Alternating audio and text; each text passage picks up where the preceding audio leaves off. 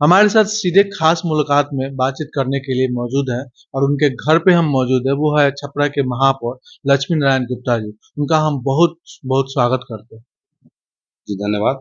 सबसे पहले मैं ई-बिहार के सभी टीम के सभी प्रतिनिधियों का हार्दिक अभिनंदन करता हूँ और इसके श्रोताओं को अपनी तरफ से आभार और हार्दिक स्वागत करता लक्ष्मी नारायण गुप्ता जी, चुनाव काफ़ी नज़दीक आ गया है। 20 मई को चुनाव है। तकरीबन देखा जाए तो 7-8 दिन समय बचा है। ऐसे में क्या लगता है 2 प्रतिद्वंदी आपस में कांटे का टक्कर है। राजद और इंडिया गठबंधन से जो रोहिणी आचार्य हैं और बीजेपी और एनडीए से रूडी जी है। क्या लगता है आपको और किसके समर्थन में आप दिखाई देते हैं?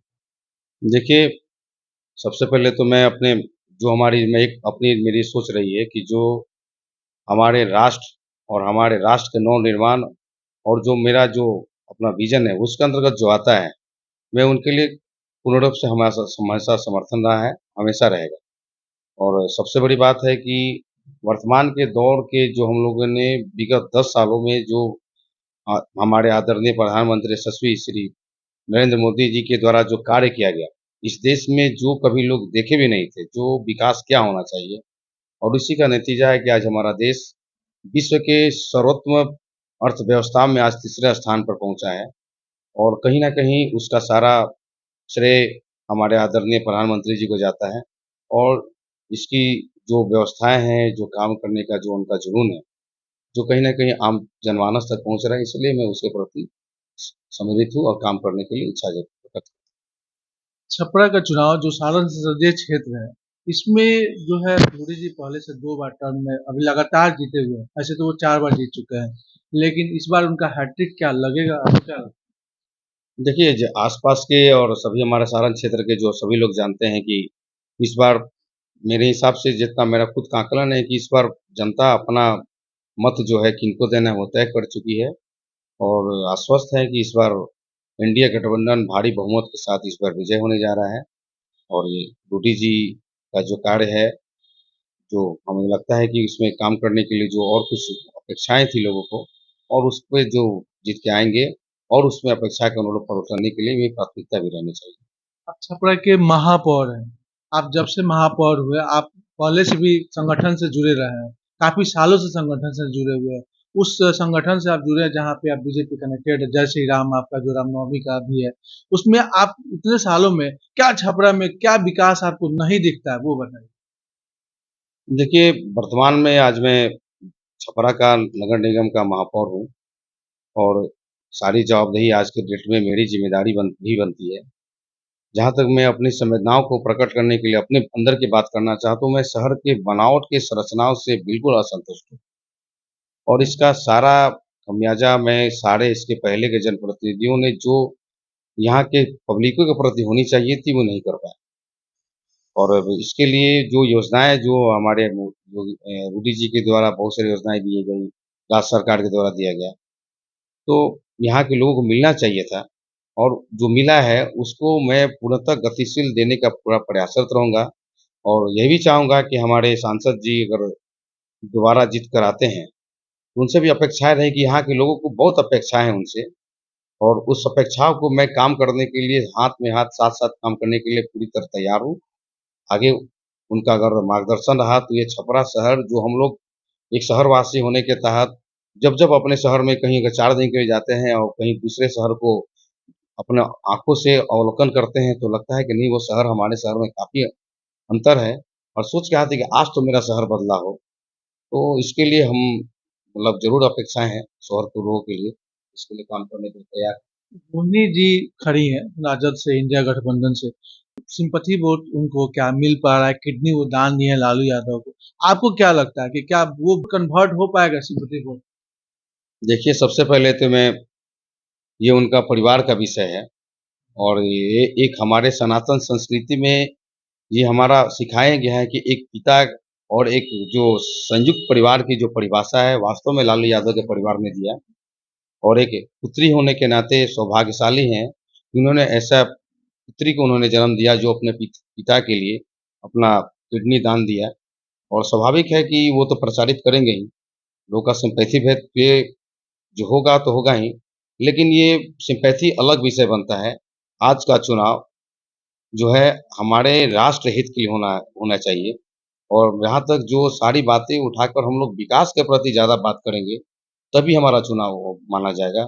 व्यक्तिगत रूप से चुनाव किसी की व्यक्ति विशेष का नहीं, ये आने वाले हमारे कल के भविष्य के लिए चुनाव होने जा रहा है और इसके लिए जनता पूरी तरह स्वतंत्र है और स्वाभाविक है कि वो अपना-अपना एजेंडा रखेंगे। मोदी जी भी अपना एजेंडा रख रहे हैं कि मैंने इस शहर के लिए, इस पूरे सारण संसदीय क्षेत्र के लिए बहुत सारी योजनाओं दिया। काम भी हुआ है, ऐसा नहीं है कि इसके लिए हम लोग नहीं कहेंगे, लेकिन उसको पूरी तरह और गति देने के प्रयासरत है और लगता है कि 2-3 सालों में हमारा शहर बिल्कुल सही भी हो जाएगा और सारण जो क्षेत्र है और उन्नति हो, इसके लिए सबों का प्रयास भी हो, ये हमारी कामना भी रहे। मोदी जी कल आ रहे हैं। मोदी जी का एक जो रील्स वायरल हो रहा है कि वो मढ़ौरा का चीनी मिल चालू होगा, अगली बार आएँगे तो उसका चीनी का चाय पिएँगे। आप क्या कहते हैं? ये वायरल रील्स के बारे में? देखिए रील्स वास्तव में अभी तक तो मैंने भी नहीं देखा है, ठीक है? अगर उन्होंने कहा है तो मोदी जी जो कहते हैं वो करते हैं। हो सकता है कि उनके पास जो अगर उन्होंने जब कहा हो, तो हो सकता है कि उनके प्रति उनको बात ना पहुँचा हो। रही बात अगर वास्तव में कहे हैं, तो ये तो मोदी जी की गारंटी और सारा भारत क्या सारा दुनिया जानता है। मोदी जी जो करते हैं, कहते हैं वो करते भी हैं।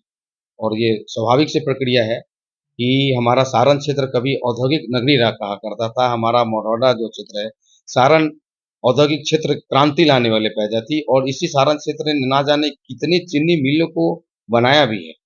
और हमारे लिए बहुत ही खेद का विषय है कि आज राजनीति हम लोग इस स्तर पर पहुँचा दिए कि चीनी मिल की बात तो दूर हमारा शहर के हमारे सारण संसदीय क्षेत्र में रोज़गार का कोई सृजन पैदा नहीं हो रहा है। इसके लिए काम करने के लिए सबों के लिए बहुत आवश्यकता है। सब लोग मिल-जुल जुल कर काम करेंगे और वास और लगा अगर शहरवासी और सारण वासियों के लगा, तो शहर बिल्कुल उस स्तर पर उतरेगा, जो हम लोगों ने शहर के लोगों से अपने सांसद जी के लिए अपेक्षा किया है। तेजस्वी जी का एक बयान हमेशा से चर्चित है कि वो कह रहे हैं कि मोदी जी आते हैं बिहार में, वो उद्योग की बात नहीं करते, रोज़गार की बात नहीं करते, वो राम मंदिर और रामनवमी इत्यादि की बात करते हैं, धर्म की बातें करते हैं। देखिए, धर्म का बात करना ये किसी व्यक्ति का स्वतंत्रता अधिकार है और आज तक भारत में जितनी भी राजनीति होती रही, वो तुष्टीकरण की राजनीति होती थी। ये सारे लोग जानते हैं और हमारा जो भारत है, सनातन संस्कृतियों से भरा पूरा पूरे मिले-जुला का शहर है देश है और इस राष्ट्र के नेतृत्व के कर्ता होने के नाते उनका जो हमारी जो धार्मिक संस्कृति थी, जिसके कारण भारत आज पूरा दुनिया में जो पहले हम लोग इतिहास में पढ़ा करते थे, कि भारत कभी सोने की चिड़िया हुआ करता था, विश्व गुरु हुआ करता था, क्योंकि हमारे सनातन संस्कृति में सर्वे भवन्तु सुखिनः यानी कि सारे दुनिया के सारे जीव-जंतु, हमारे जीव जगत, हमारे सनातन संस्कृति के ही समाहित एक क्षेत्र हैं। और भारत उसका प्रणेता रहा है और उसको प्रसारित करना दूर की बात नहीं है। रहा बात रामनवमी, हमारे श्री राम मंदिर, तो सबको पता है कि जिसके लिए हम आराध्य हैं और जिनके लिए इस पहले मुस्लिम कट्टरपंथियों ने जिस अनैतिकता के साथ हमारे रामलला का मंदिर को ध्वस्त किया, लगभग 495 वर्षों के बलिदान का जो स्वरूप उन्होंने दिखाया था, उसको जिस प्रकार लोग सोचे थे कि ये असंभव है, पहले हमारे यही लोग कहा करते थे कि मंदिर वही बनाएँगे, तारीख नहीं बताएँगे। तो सारे चीज़ को पूरा करना, धारा 370 जो हमारे कश्मीर जिसको हम जानते हैं भारत का जो मुकुट है, वो हमारा भारत का अभिन्न हिस्सा था। वहाँ के उस समय के राजनीतिक परिदृश्यों को आज उसको भारत से काट कर रख दिया गया। यही मोदी जी की ही गारंटी थी। उन्होंने धारा 370 जो लगता था कि असंभव है, उसको पूर्ण किया। आज हमारा भारत जो आज कहीं से भी उठा कर रख लीजिए, जो रोड की जो गारंटी है, हमारे जो आदरणीय नितिन गडकरी जो राष्ट्रीय परिवहन मंत्री हैं, उनके द्वारा जो कार्य किया गया, आज हम लोग घर बैठे हम लोग जो आज ट्रेन से हम लोग साढ़े 16 घंटा में मैक्सिमम जो हमारे सबसे जो मैं जानता है, कि साढ़े 15 घंटा जो भारत छपरा से जो नाहरलगुन जो ट्रेन जाती है, दिल्ली जाने के लिए साढ़े 15 घंटा का समय जाती है।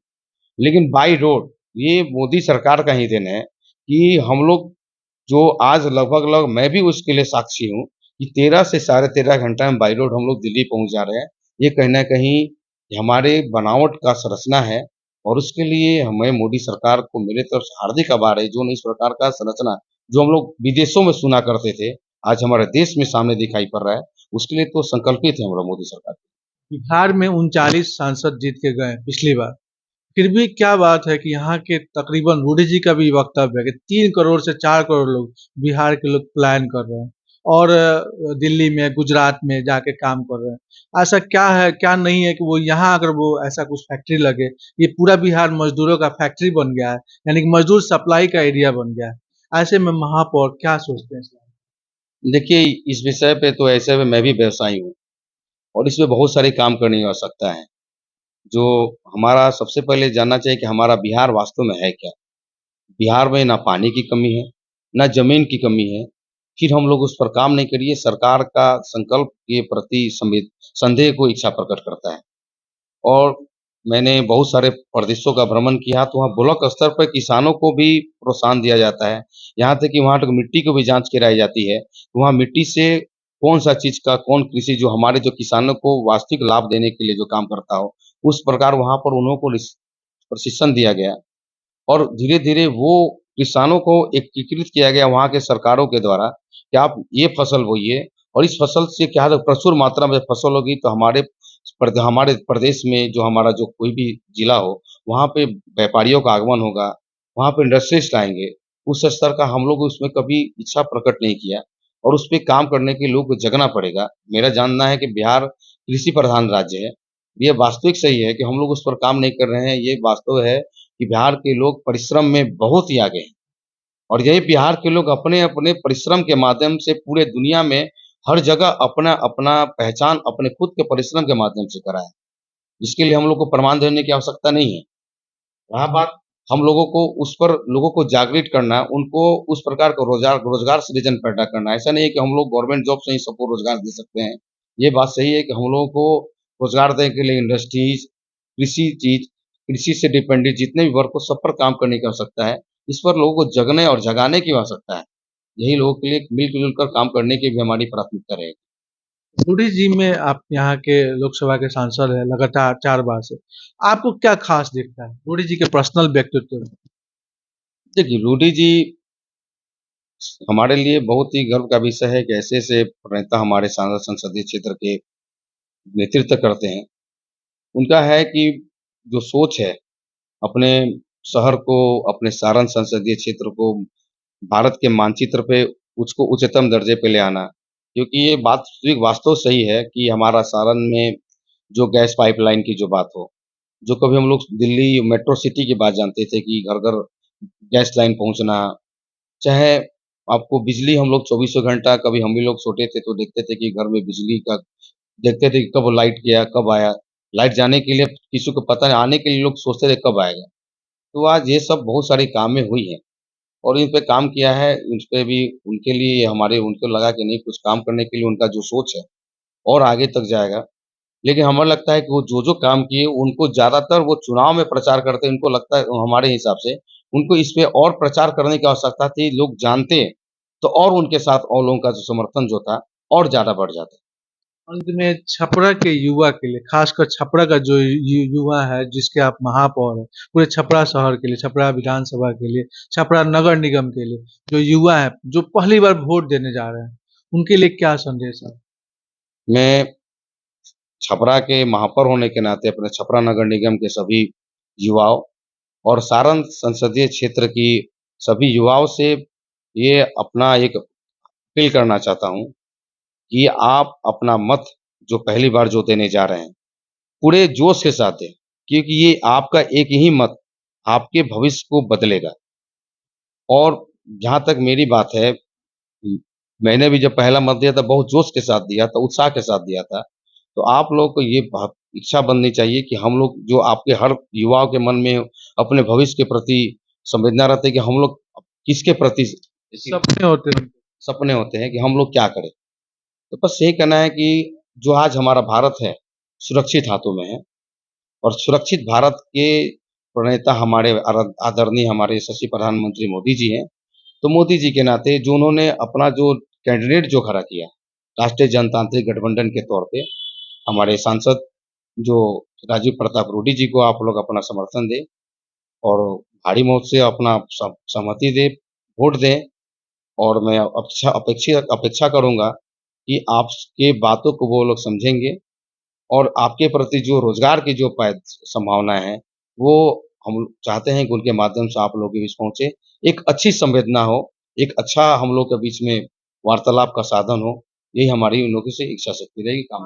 आखिरी एक सवाल और, जो आंखें बूढ़ी हो चली हैं, यानी कि वयोवृद्ध लोग हो चुके हैं, वृद्ध लोग हो चुके हैं, उनके भी कुछ सपने हैं। वो भी सपना देखते हैं कि भाई हम भी इस उम्र में 70 वर्ष, 75 वर्ष, 80 वर्ष के लोग जो है वोट देने के लिए उस उमंग से जाते हैं, अपना मतदान करने के लिए।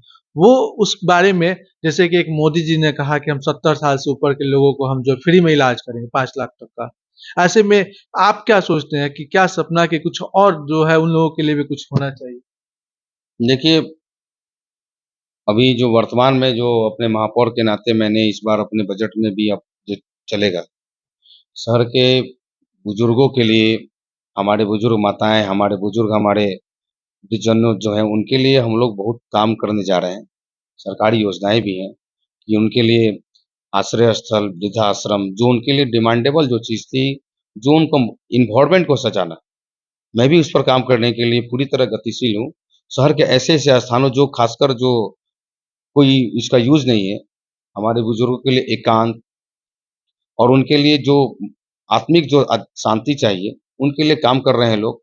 जो आज हमारा युवाओं का जो सोच है, जो हम लोग एकल परिवार की तरफ बढ़ रहे हैं। बहुत सारे हमारे शहर के परिवार जो इनके बच्चे पढ़ने के लिए बाहर चले गए, उन्होंने अपना विवाह शादी उधर ही कर लिया और हमारे बुजुर्ग हमारे घर में पड़े रहते हैं। तो उनको देखभाल करना इस बार हम लोग प्रयासरत हैं कि इस बार हो और सांसद जी इस पे हमारी आग्रह रहेगा, इस पर उन काम करें। शहर में एक अच्छा-सा एनवायरनमेंट उनके लिए पैदा करें, एक अच्छा-सा मनोरंजन ताकि उनको आध्यात्मिक शांति और मन के जो तरंगे जो ढूँढते हैं, जो उनके जो वृद्ध के लिए जो उन्होंने अपना जो दिया है और वो करें। और मैं हमारे यहाँ के बुजुर्गों लोगों से भी अपील करता हूँ कि आप अपने घरों से जो आप लोग जो अपने जो अनुभव हो, जो 60 साल के बाद अपने घर में अपने पोता-पोतियों और हमारे नाती-नतनियों के बीच रहते हैं, थोड़ा-सा अपने अनुभव समाज को भी दें, ताकि हमारा समाज का जो संरचना हो, निर्माण अच्छी तरीके से हो। ये हमारे लोग उनसे भी हार्दिक कामना भी रहेगी। हमारे साथ खास मुलाकात में नारायण गुप्ता, महापौर छपरा के, खास बातचीत के लिए बहुत-बहुत धन्यवाद। जी, धन्यवाद। Thank you.